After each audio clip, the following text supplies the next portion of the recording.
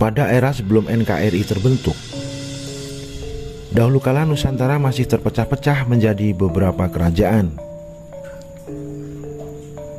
Setiap kerajaan dipimpin oleh seorang raja. Banyak sekali kerajaan besar yang tersebar di tanah air, di antaranya Majapahit, Kutai, Singasari, Pajang, hingga Mataram, dan masih banyak lagi. Dari semua kerajaan yang ada, masing-masing mempunyai otoritas dan kedaulatan sendiri-sendiri. Untuk kerajaan kecil yang menjadi taklukan dan jajahan, biasanya menyetor pajak atau upeti pada kerajaan besar yang menaklukkannya. Kerajaan besar yang memiliki armada dan prajurit yang kuat biasanya cenderung akan melakukan ekspansi ke kerajaan lain untuk memperluas wilayah kekuasaannya.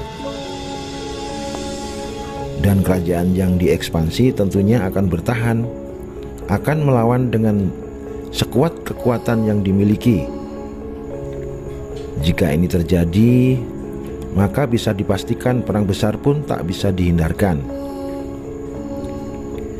Nah, dalam ulasan kali ini kita akan membicarakan dampak dari peperangan tersebut, terutama penanganan korban dari perang yang tentunya banyak prajurit dari kedua belah pihak yang meninggal atau luka-luka.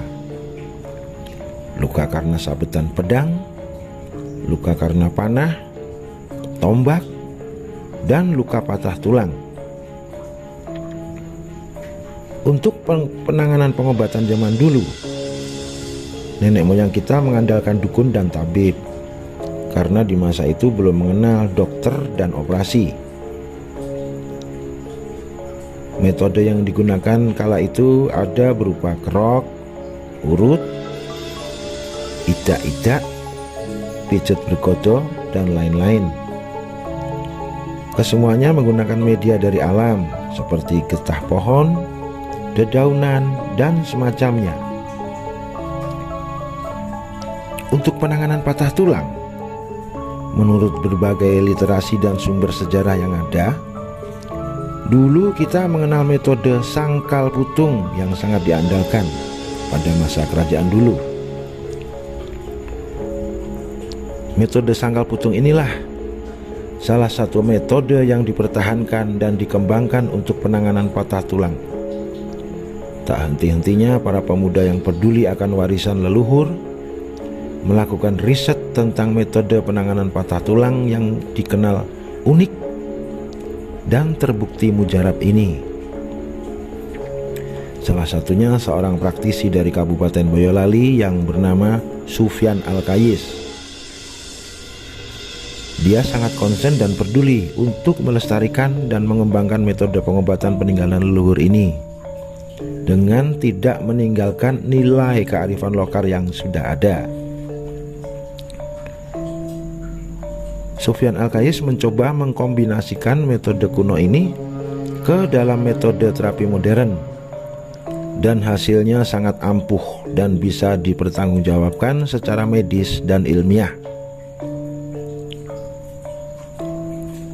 Sufyan Al-Kayis bertekad untuk mengembangkan metode sangkal putung dan mengenalkan pada masyarakat baik di negeri sendiri hingga mancanegara.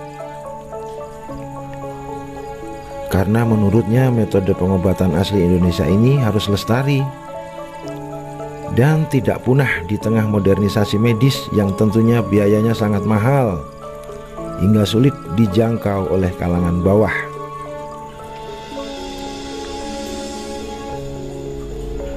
Melalui Neo Sangkal Putung yang didirikannya, Sufyan Al-Kayis mengadakan pelatihan dan pengkaderan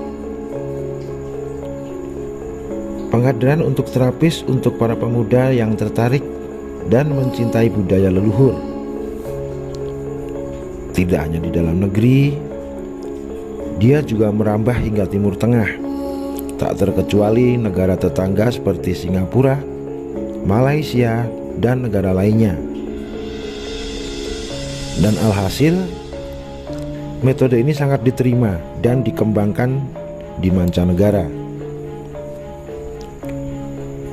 Hingga saat ini Neo Sangkal Putung yang dinakodai langsung oleh Sufyan Al-Kayis sudah memiliki 5 klinik utama yang tersebar di wilayah Solo Raya. Semua klinik ditangani oleh terapis-terapis terpercaya, berpengalaman, dan handal di bidangnya. Sufyan Al-Kayis berharap agar generasi sekarang dan selamanya selalu melestarikan warisan budaya dan kearifan lokal, agar tidak punah tergerus oleh kemajuan zaman yang masif. Karena semua ini merupakan khazanah kekayaan bangsa yang